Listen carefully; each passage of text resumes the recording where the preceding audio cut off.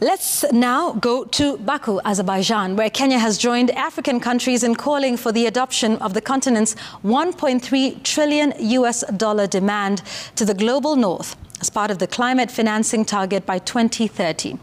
Prime Cabinet Secretary Musalia Mudavadi, representing President William Ruto in this year's climate change conference in Baku, says the major concern is how financial commitments made are yet to be actualized and realized, clawing back the gains made in previous conferences.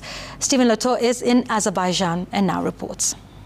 The world has congregated in Baku, Azerbaijan, which straddles Western Asia and Eastern Europe for the Climate Change Summit, a gathering that brings together presidents from across the globe, heads of government, climate change experts and activists. The Kenyan delegation headed by Prime Cabinet Secretary Musalia Mudavadi and Environment Cabinet Secretary Aden Duale says Africa has a common agenda, that of demanding for polluters to pay the victims of climate change. So COP29, in quotes, is a finance COP.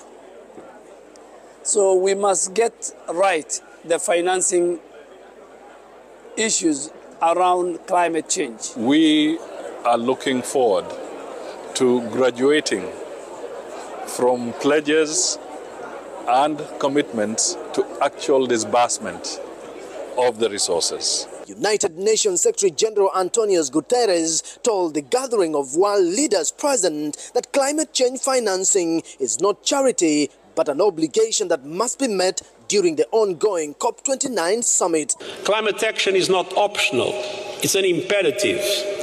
Both are indispensable to a livable world for all humanity and a prosperous future for every nation on earth. The clock is ticking.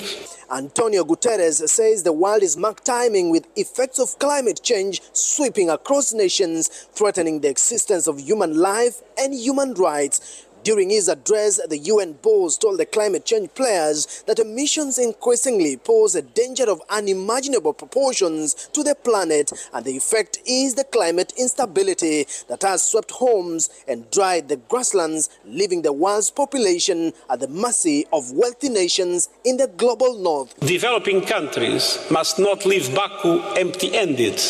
A deal is a must, and I'm confident it will be reached. African nations have dug in on a 1.3 trillion shillings financing deal or nothing. Now we are bringing in as Africa a new financing mechanism of 1.3 trillion because the global south and also Africa, we are the victims and the polluters are here. So we want the polluters to pay for the victims. We do not want, for instance, because we are already reeling with a lot of public debt through expensive funding. So if we can re-engineer this to have it concessional, and when I say concessional, that means borrowing at even 1% or less, okay, and having a longer period of repayment, maybe even 30 to 40 years. With African countries said to be contributing about 4% of emissions, Wednesday will be a make or break talks here in Baku, as the global south countries will be drilling their feet, demanding for a 1.3 trillion funding from the global north that is increasingly failing to meet its obligations, turning the annual conference of parties and all talk without action. Stephen Lato, Citizen TV, Baku, Azerbaijan.